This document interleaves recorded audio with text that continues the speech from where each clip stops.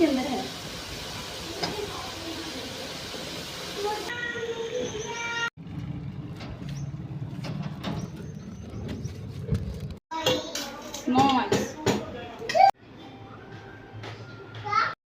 अस्सलाम वालेकुम, कैसे हैं जी आप सब। अल्लाह पाक से यही उम्मीद और यही दुआ कि जो जहाँ भी हो खुश हो, आबाद हो, अपनी सेहत और तंदुरुस्ती वाली ज़िंदगी जो है वो एंजॉय कर रहा हो, क्योंकि तंदुरुस्ती जो है वो एक हज़ार नेमत है। एक टाइम था जब हमें हमारे टीचर्स कहा करते थे कि ये इसमें ना 100 अल्फाज का मज़मून लिख दो, तो हमें नहीं आया करता था। फिर देख लें जैसे जैसे इंसान प्रैक्टिकल होता है, जैसे जैसे वक्त बदलता है, जैसे जैसे आप मैच्योर होते हो, आपको सारा कुछ पता चल जाता है। अब हमें कोई कहे कि इस पे 500 अल्फाज लिख दूँ तो हमें वो भी कम लगता है। तो बस यही मैं वैसे सोच रही थी कि वक्त से बढ़कर ना कोई भी उस्ताद नहीं होता। आप जितना मर्ज़ी बुक्स में पढ़ लो, जब तक आप प्रैक्टिकल नहीं होते, आप एक चीज़ की प्रैक्टिस नहीं करते हो, आप को वो चीज़ की समझ नहीं आती। जितना मुझे लगता है मतलब एक चीज़ को पढ़ना ज़रूर मतलब अहम है, उतनी ही उसकी प्रैक्टिस भी अहम है। प्रैक्टिस बल्कि उसकी मुझे लगता है डबल अहम है, फिर आपको वो काम आता है, फिर आपको उस चीज़ की समझ आती है। खैर वक्त के साथ साथ जो होता है वो तो खैर सारे ही समझ जाते हैं। ज़ाहिर है जैसे जैसे इंसान मैच्योर होता है फिर उसको चीज़ों की समझ आती है, उसको फिर जो उसने बचपन में चीज़ें पढ़ी देखी हुई होती हैं ना, फिर उनको उस चीज़ का आइडिया होता है कि हाँ ये बात है, ये बात थी। तो वक्त से बढ़कर कोई उस्ताद नहीं वैसे जी। तो हम लोग थे जी अब्बू जी के घर, अब हम लोग आ गए थे अपने घर आए हम तकरीबन 12:30-1 बजे के करीब।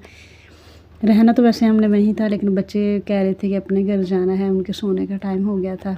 हमारे घर में हो रहा था काम। मैंने लास्ट व्लॉग में आप लोगों को बताया था कि हम लोग अब्बू जी की तरफ गए थे कल सुबह। वो इसीलिए गए कि घर में चूँकि काम हो रहा था, तो इसलिए फिर ना घर में असल में हमारी जो छत थी ना वो अभी कच्ची थी, तो जब बारिश हुई ना पिछले दिनों तो वो थोड़ी सी लीक कर गई थी। तो हम हुरैन के बाबा ने मतलब इन्होंने सोचा कि ऊपर ना फिर इसको पक्का करते हैं, इसके ऊपर टस वगैरह लगा देते हैं।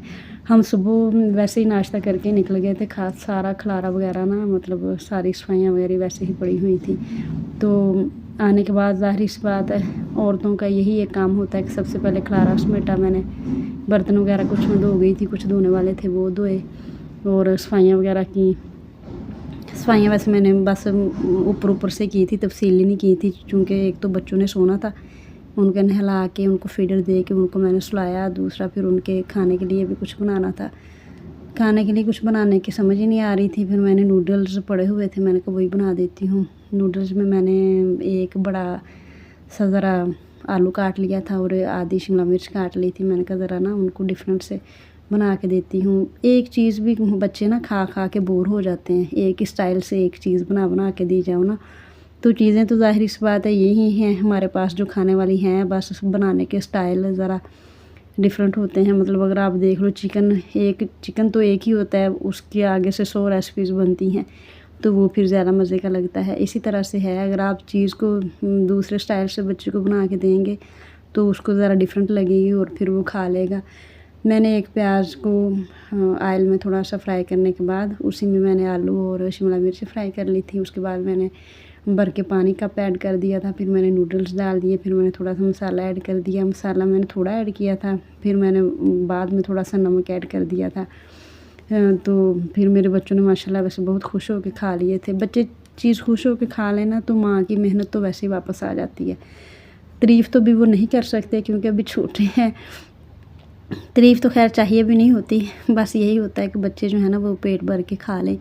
तो बच्चे अगर पेट भर के खा लें तो माँ तो उनको देख के ही ना मतलब ना माँ का तो पेट भर जाता है। सारी थकान थकावट जो भी होता है वो सारा ना वापस हो जाता है। बस जी यही होता है कि माँ बच्चों को बना के खिलाती है कि बच्चा भूखा ना रहे किसी भी तरह से ना। तो यहाँ पे हो गया था शाम का टाइम और मैं बनाने लगी थी सालन में मैं बनाने लगी थी आलू, और साथ में ये आपको एक पैकेट में कुछ दिख रहा होगा। अच्छा, बाज़ लोग इसको कहते हैं जी पकौड़ियाँ, बाज़ लोग कहते हैं स्लेंगरियाँ, बाज़ लोग कहते हैं निमको, कुछ लोग इसको पकौड़े भी बोलते हैं। अब मुझे नहीं पता चल रहा मैं आप लोगों को इसको क्या कह के बताऊँ। हमारे यहाँ तो इसको पकौड़ियाँ कहते हैं, आलू पकौड़ियों का सालन। आलू जो है वो आपने मीडियम साइज़ में काटने हैं, ना तो आपने ज़्यादा मोटे काटने हैं। और ना मतलब ना ज़्यादा आपने पतले काटने हैं। इतने साइज़ के हों कि जब ये पकौड़ियाँ गले ना तो साथ ये भी गल जाए। ये असल में बेसन से तैयार होती हैं, वैसे ना ये हाथ से भी बन जाती हैं घर में ना, मतलब वैसे तो ये भी ज़ाहिर सी बात है होममेड ही हैं, लेकिन ये तो फ्राई करके पैकेट में दी जाती हैं। जो मैं बात कर रही हूँ ना, जिनकी वो फ्रेश बेसन मिक्स करके उनको हाथ से बना के वो फ़ौरन फ्राई करके तो फ़ौरन उनका सालन बनता है, वो वैसे वो मुझे लगता है इससे ज़्यादा मज़े का होता है। हमारे मेके में तो वैसे ही बनाते थे, लेकिन मेरे यहाँ पे हमारे घर में ये इसको ज़्यादा प्रेफर करते हैं, तो मैं फिर यही बना लेती हूँ। वैसे भी उन पे ना ज़रा टाइम ज़्यादा लगता है, तो फिर बच्चों के साथ इतना लेंथी सालन बनाने का ना टाइम नहीं होता कि जिस पर टाइम ज़्यादा लगे। ये तो फटाफट से होता है, 2 आलू काटो, एक उसमें सब्ज़ी डालो और चलो सालन बन गया। तो ये देखें जी, किचन अच्छा जितना भी किचन समेट लो ना आप लोग, खाना जब बनाते हैं साथ साथ मैस हो ही जाता है। और ये पता नहीं कैसे, वैसे सबके साथ ही होता है। तो मैं यहाँ पे सारे बर्तन जो थे ना वो इकट्ठे करके उनमें मैं डाल रही थी पानी। इस तरह से ज़रा ना खुश्क हो जाते हैं, सॉरी नरम हो जाते हैं। तो ये देखें अचानक से लाइट चलेगी। खैर ये तो हम सबका जो है वो मुश्तरका ही मसला है, और ये किसी के भी बस की बात नहीं है। और यहाँ पे देखिए मसाला मेरा भुन गया था अच्छे से, यानी सारे स्पाइसेस मैंने ऐड कर दिए थे, प्याज वगैरह को अच्छे से भून लिया था। अब इसमें मैं डालूँगी आलू। आलू के साथ ही मैंने पकौड़ियाँ डाल दी थी। फिर इनको थोड़ा सा पानी डाल के आपने अच्छे से भून लेना है ताकि ये नरम हो जाए ना, मतलब। तो फिर इसके बाद आपने खुले हाथ से ज़रा पानी डाल देना है, और फिर इनको 2-4 जब बॉयल आ जाएंगे उसके बाद हल्की गैस पे दम पे रख देना है। तो जब थोड़ा सा पानी डाल जाए ना, ग्रेवी सी, ये एक इसमें एक चना था जी, वो मैं निकाल रही थी। आप सोचेंगे पता नहीं क्या गिर गया था। ये ना पकौड़ियों में चना था, वो मैं मतलब मैं कर रही थी। यहाँ पे मैंने अच्छे से चलो इसकी बनाई कर ली। अभी मैं इसमें डालूँगी जी पानी, तो सालन हो जाएगा रेडी। आज का व्लॉग यहीं तक था जी। उम्मीद है आप लोगों को अच्छा लगा होगा। अगर अच्छा लगा हो तो मेरे चैनल को प्लीज़ सब्सक्राइब कर दीजिएगा, वीडियो को लाइक और शेयर भी कर दीजिएगा, और प्लीज़ कमेंट्स भी पास कर दीजिएगा। तो मैंने व्लॉग इसलिए अपलोड किया, मैंने कहा आप लोगों को दिखाऊं कि घर में काम हो रहा है और हम अब्बू जी की तरफ क्यों थे। ओके जी, अल्लाह हाफिज़।